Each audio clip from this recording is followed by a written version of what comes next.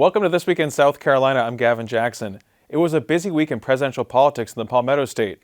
Former President Donald Trump was at the State House to announce his South Carolina presidential campaign team. Former Governor and United Nations Ambassador Nikki Haley is expected to announce her candidacy for president, and U.S. Senator Tim Scott announced he will begin a listening tour across the country in 2 weeks. The Associated Press's Meg Kinnard and USC Political Science Chair Dr. Kirk Randazzo joined me to break it down. But first, more from this week. On January 28th, former President Donald Trump held his first South Carolina campaign stop to announce his leadership team at the State House. Some 350 supporters, invited guests, members of the congressional delegation, and media attended the event to hear Trump speak for 40 minutes about his accomplishments and leadership during his 4-year term, and also for him to present new policy ideas to rally his base in a state where he remains popular. As I announced this week, I will cut federal funding for any school pushing far-left sexual or political content on our children. And I'll create massive incentives for states and school districts to adopt crucial reforms to protect parents' rights. Can you believe we're even talking about this? Henry, we're talking about parents' rights. We're saying we're going to protect parents' rights. 10 years ago, who would even say that? Parents' rights, yeah, we're going to protect parents' rights. Who would think that would even have to say it? Today, it's like a big political statement. We will protect parents' rights. We'll bring them back. That includes a direct election of public school principals by the parents. If any principal is not getting the job done, the parent should have the right and be able to vote or to fire them and to select someone else that will do the job properly. His leadership team includes several prominent South Carolina politicians and appointees, but many Republican legislators and prior supporters did not endorse Trump as they wait to see how the primary field shapes up, especially with former Governor Nikki Haley jumping in the race, and possibly Senator Tim Scott. But in 2016, then Lieutenant Governor Henry McMaster was the first statewide elected official nationwide to endorse Trump. He did it as governor in 2020 and again as a newly sworn-in second-term governor Saturday. And we're coming. We're coming back stronger than before, and in November 2024, we will re-elect Donald Trump, and we will see a burst of freedom and prosperity unlike any we have ever seen before. We're for you all the way. Thank you. Former Governor and U.S. Ambassador to the United Nations Nikki Haley is set to be the second Republican to jump in the race when she formally announces on February 15th from Charleston. But I have said I've never lost a race. I'm not going to start now. If we decide to get into it, we'll put 1,000% in and we'll finish it.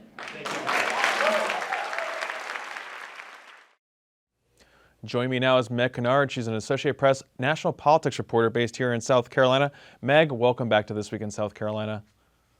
Always good to join you, Gavin. We got some big news to talk about this week, so let's just jump right in. We're talking about the 2024 Republican presidential primary.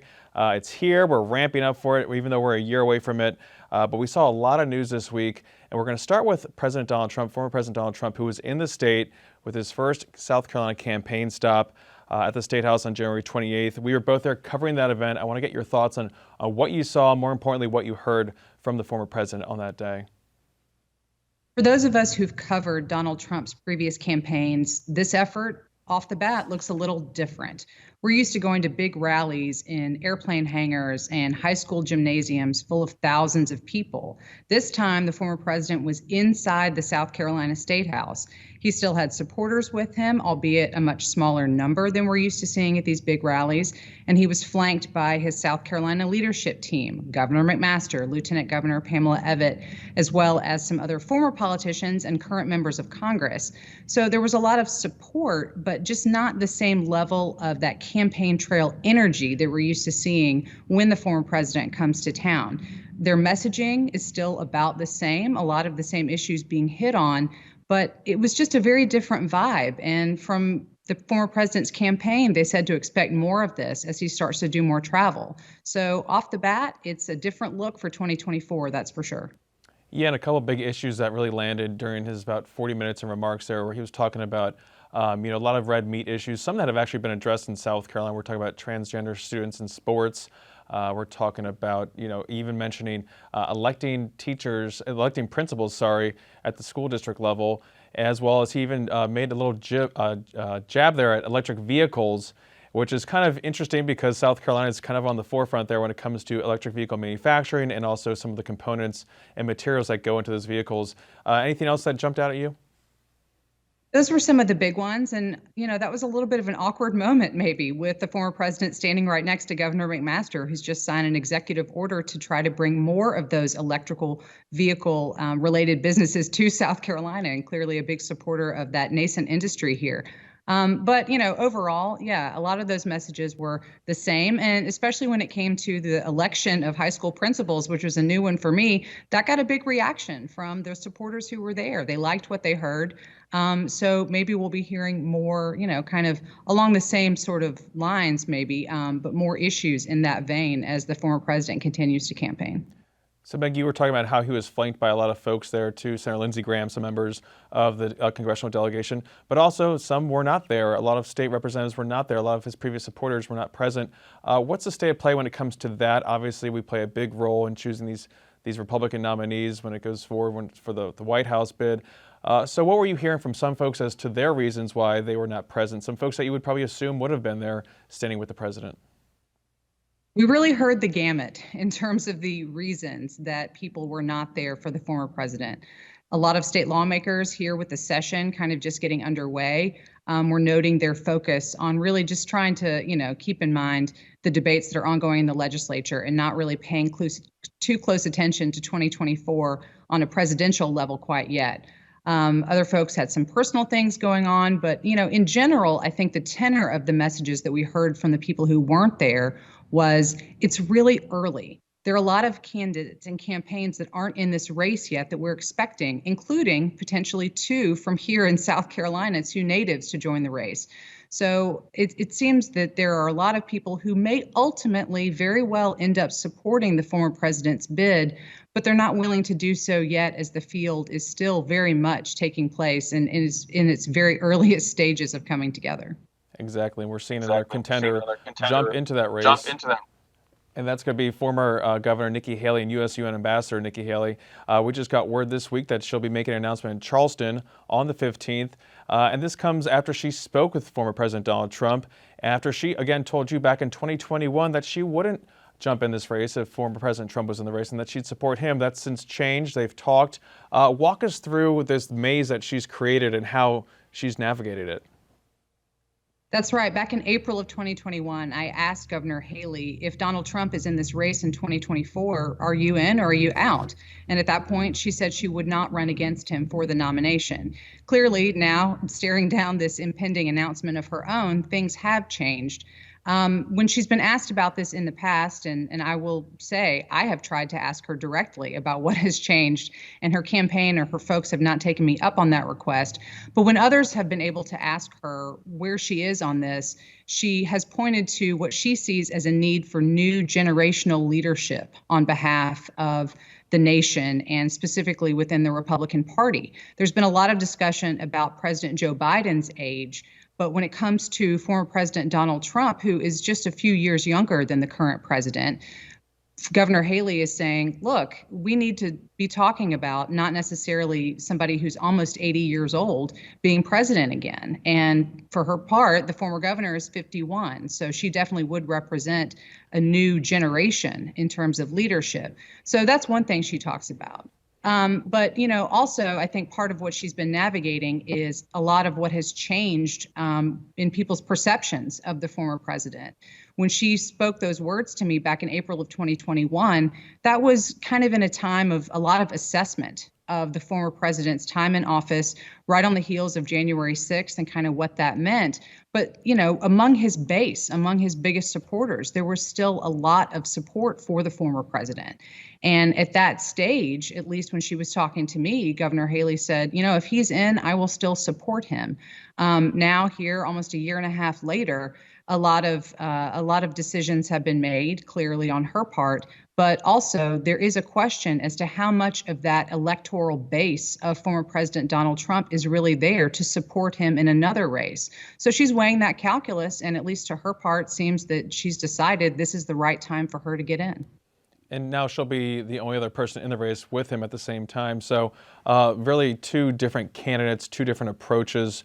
What's she going to have to do at this point to kind of, I guess, differentiate herself from Trump, who seems to always take the oxygen out of the room, out of a race, especially, when they're so different and he has such an advantage when it comes to name recognition and just, early polling that shows him in a strong lead? That's something the former president is very quick to point toward. All these polls, they show me ahead and I'm in great shape, so I'm not worried about anything. But, also when we're thinking about what this campaign is going to look like, whoever were to get into it right after Donald Trump, whether it were Nikki Haley or another candidate, that person in that at least temporary head-to-head matchup could potentially be on the receiving end of a bit of brunt force. I don't mean that in a physical way, but just in terms of rhetoric and politics and opposition. The former president is known to be a very serious campaigner. We've been through campaigns in the past where a lot of his opponents have gotten nicknames from him. And at these big rallies, those are things that got a lot of rise out of his supporters who were there. And yes, it's just words, but still, when you're out there as another candidate trying to make your best argument to the American people, that's just probably not something that you want to be the only person who's perhaps, on the receiving end. So she has to be ready to deal with that. For her part, Governor Haley has been consistent, saying over and over, I've never lost an election. I'm not going to start now. And if I get into this, which she clearly is now, I'm going to put 1,000% in it and finish it. Those are what we would expect to hear from campaigns, at least in the beginning. But this is kind of the optimistic time frame where there's still a lot of money to be raised. There's still a lot of supporters to garner. And, it's kind of like when you start watching a football game and nobody's scored yet, but there's just a whole realm of possibilities out there on the field. That's kind of where we are at the beginning of this campaign. And at least for her part, Governor Haley may very well be that only person who's another option aside from Donald Trump, at least for a little bit, because she won't be alone for long. Exactly. And of course, she can also command some headlines based on what head-to-head fights might be coming her way with the former president, too. So that could also boost her messaging, getting her name out there more, and fundraising as well. So a lot to be watching in these formative days of the trail. But I want to ask you also about Senator Tim Scott. He's launching his Faith in America listening tour the day after Haley's announcement this month, and he'll be in Iowa a week later. Will we have two prominent South Carolinians in the 2024 race? A lot of signs seem to point to yes. Tim Scott made it very clear that the 2022 midterm election to his most recent Senate term would be his last Senate campaign. He never said it would be his last campaign. Tim Scott has for years been setting up the sort of national type framework that oftentimes precedes presidential campaigns, setting up a nonprofit, setting up an associated PAC, visiting other early voting states like Iowa and New Hampshire. We're not alone on this early primary calendar. There are other states that play pivotal roles where he might be lesser known, and Tim Scott has been going there, as has Governor Haley and several others in the potential field. But he's been building that ground game. He's been laying the framework for what is very likely to be another 2024 presidential campaign from a prominent South Carolinian. So that means a lot of voters here are certainly going to have to kind of figure out which one they like better, or if they like another candidate who may be in the race now or in the future. Some decisions to be made for sure, and not to mention also competition for staffers who know this state well, who are experienced when it comes to navigating South Carolina politics, and also potential donors, because ideologically speaking, there's a lot of similarities between Tim Scott and Nikki Haley that a lot of folks are going to have to figure out if they like one better than the other. So much to watch for in the coming months, and we'll be doing it with Meg Kinnard. She's an AP national politics reporter based here in Columbia, South Carolina. Meg, thanks as always. Of course, thank you. I'm joined by Kirk Randazzo. He's a University of South Carolina political science professor and the department chair there. Kirk, welcome back. Thank you very much. Glad to be here. So, Kirk, we're going to talk about the upcoming state Supreme Court election in a moment, but I want you to weigh in on some of the big 2024 news that we saw play out this week, specifically former President Donald Trump visiting the state, and then former Governor Nikki Haley making waves that she'll be making an announcement later this month for her bid for president. So let's start with Haley. She's that former UN ambassador and, of course, the former governor of our state. What's the strategy here for her to announce at this point? She'll be the only person in the race with former President Donald Trump, who she worked for. What's the strategy? What's that going to be like for the coming weeks? Yeah, it's interesting that she is moving this early, though also interesting that Donald Trump moved even earlier, because typically these announcements don't come out until the middle to the late spring.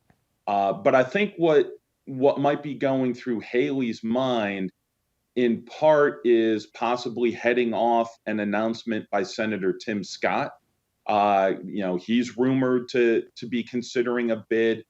But I also think Nikki Haley, by being sort of the first challenger to Donald Trump, can use this as an opportunity to get her name and her message out to a wider segment of the country. Right now she's polling kind of low in the single digits, and being the only other person in that field, I think will give her a lot of attention that she might not otherwise get. And we heard from the former president tell her that she should jump in the race, that he's fine with her jumping in the race, because before she said she wouldn't, because if he was running, she wouldn't be running. So she's kind of very moved on that. So she does have this chance to create a tone, like you're saying, a message that she can take, especially when it's just the two of them in the race. But do you see him attacking her, or is she going to have to be fending off attacks, or do you think there'll be time for them to kind of work at their own pace? I absolutely see Donald Trump attacking her, because he's attacked everyone else. And I don't see where Nikki Haley will get spared that any. That said, I think Nikki Haley's temperament is such that she can weather any of those attacks really well. I mean, in 2016, after Donald Trump attacked her early on, she famously responded with, "Oh, Donald, bless your heart," and garnered a lot of enthusiasm from people, not just in South Carolina, but around the country. And so I think she's got that temperament to weather anything that he might throw her way.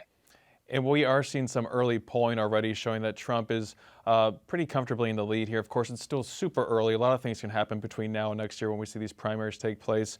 But we also see Ron DeSantis, the Florida governor, there also polling pretty strongly too. We saw a Trafalgar Group poll come out recently with 1,078 likely South Carolina Republican presidential primary voters. Donald Trump at 43%, Ron DeSantis 28%, Tim Scott, who you just mentioned, one of our senators, at 14%, ahead of Haley at 12%. So interesting dynamic there too. But again, going back to what you're saying, that she has to overcome a lot, not just when it comes to messaging and attacks on the president, but some other challenges too. I mean, what does she have to her advantage at this point? Well, I think her advantage is she served as a governor, and that kind of experience I think is fantastic. She's also, as you mentioned, served as the ambassador to the UN, so she has foreign policy credentials that some of the other rumored candidates don't have. I think her biggest challenge is going to be reaching out to the more extreme members of the Republican Party, arguably the MAGA base that Donald Trump sort of cultivated, because those are the individuals most likely to show up and vote. And right now, Nikki Haley is much more of a middle of the road, moderate kind of Republican. And so she's going to need a message that will appeal to those more extreme members, while at the same time not alienate moderates or independents that she would need to pick up if she got the nomination and went on to the general election. And Kirk, maybe it's a matter of also doing what you're saying right there too, but also having a big splashy announcement, something that's been rumored for months and years really for her to do. And then go bide her time, go to the early voting states, get her message out, do that hard groundwork, and wait for DeSantis and the Trump folks to fight each other, and then her be possibly a viable third candidate to emerge, or of course, there's other people in this race too that could do that as well, like Mike Pence or Tim Scott, like we're saying. So it's really gonna be that fight to be that other person, I guess, to emerge when maybe the top two candidates are too bloodied for people to support. Agreed, and it also gives her an opportunity to get her ground organization established and start courting donors that right now have signaled they are hesitant to put money behind Donald Trump, and they're waiting to see what the rest of the field looks like. She might be able to get a jump start on securing some of their donations. And Kirk, along with those lines, when you're talking about donors on the sidelines, we're also seeing some of these politicians on the sidelines too. Specifically, when we saw former President Trump come to town on Saturday, he was flanked by the governor, the lieutenant governor. Several of our congressmen were there, including Russell Fry, William Timmons, and Joe Wilson. So a pretty good showing of support right there. A lot of folks that he had endorsed or helped get to those positions. But at the same time, a lot of people weren't there too. A lot of people are keeping their powder dry, as they're saying. So maybe not the strongest start for President Donald Trump in the state, but still a solid footing, you would say. I think it was a decent start, though I think it was noticeably weaker than, say, even his start in 2016, certainly his start in 2020. Where I think it was weaker is the fact that you have a former president running for election and did not get more individuals to come out and support him. As you said, Senator Graham, Governor McMaster, two individuals that have very much hitched their wagon to Trump's horse. They were there, but a lot of other notable names decided to not make an appearance, and they're sitting on the sideline. And we're seeing that nationwide as well. I think people are ready to move on from Trump. They're just trying to figure out who might be the best person to pick up that standard and carry it for the party. And before we get to the Supreme Court elections, Tim Scott will be launching, I should say, his listening tour the day after Haley's big announcement in Charleston on February 15th. So it's going to be interesting to see that dynamic at play, because it is rumored that he will jump into this race too. So not too much light between them, though, when it comes to policy differences, though, but still two different dynamics at play. True. They're both very similar in terms of their mindset, their perspective. And I think if they both end up getting into that race, that'll be a very interesting dynamic to watch play out. Kirk, let's go to the State House, where we're a week away from judicial elections, less than a week. The biggest race there is to replace retiring state Supreme Court Justice Kay Hearn. There was a field of 3 qualified state appeals court judges in the running based on early commitments, though. Judge Gary Hill, I should say, is the winner right now. Of course, they haven't elected him yet, but just the way commitments have shaped up, that's the case. That's the way it's going. That prompted Judges Aphrodite Condoras and Stephanie McDonald to drop out. So a lot of this is also framed by the optics of that 3-2 state Supreme Court decision over the state's 6-week abortion law that was ruled unconstitutional. So what's your take on the entire fallout of that ruling, and just how maybe politicized this process has now become? It's obviously always been political, but maybe a little bit more heightened now. Yeah, I think the process has always been political, but now it is much more visible. It is much more in the spotlight. And so I would say a couple of things. First of all, South Carolina is one of only 2 states where the legislature actually selects justices for their high court. Virginia is the other state that does this. And our process is a little weird even from that, in that the members of the legislature basically are only given 3 names. We have a what's called a judicial merit selection committee that puts forward 3 names, and those are the only candidates that the legislature can consider. And then there's supposed to be a set period of time for members of the legislature to talk with those candidates and get a feel for whom they might want to cast a vote.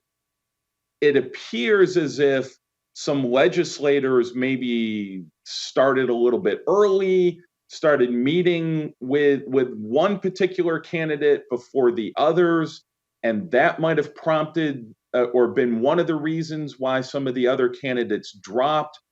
But regardless, basically the situation that we're in is that this will be the first time in the last 35 years that our state has had an all-male Supreme Court, and it will make South Carolina the only state in the country that does not have at least one female justice on its bench.